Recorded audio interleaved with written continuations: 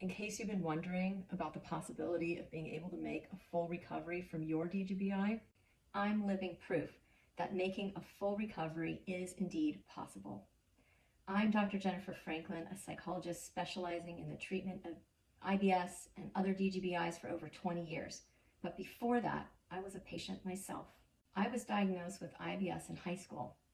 My gastroenterologist ran some tests, told me there was nothing physiologically wrong with my digestive system, and then he did something that I didn't realize was so progressive.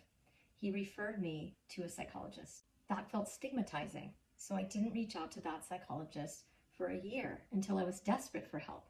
My symptoms were constant and severe. I was emaciated, miserable physically and emotionally, and missing a lot of school. For a year, I saw this psychologist once a week. And the interesting part is, we never even talked about my digestive symptoms. I talked about my life, my stress, my difficulties, basically what was going on emotionally for me. By the end of that year, my symptoms improved about 50%, so I was functional again. The symptoms that remained would come and go as I had my period, as there were big life stressors going on, and they always passed. No physician ever gave me reason to believe that a full recovery was possible. So I just accepted that IBS was a part of my life. Here's the paradox. That total acceptance reduced stress considerably, leading to further symptom improvement.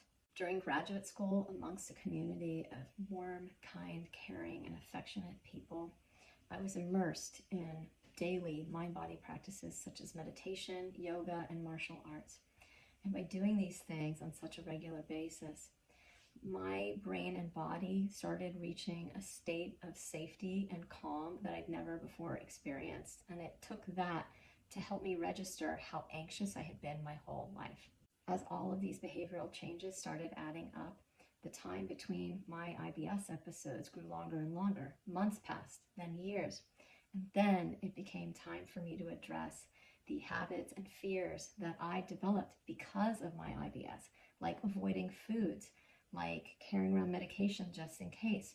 So little by little, I started addressing each and every one of these fears that became irrational at some point because I hadn't had symptoms in a long time. So I had to convince myself that I didn't need to do these things anymore. But I did that, and I made a full recovery, and a full recovery is possible.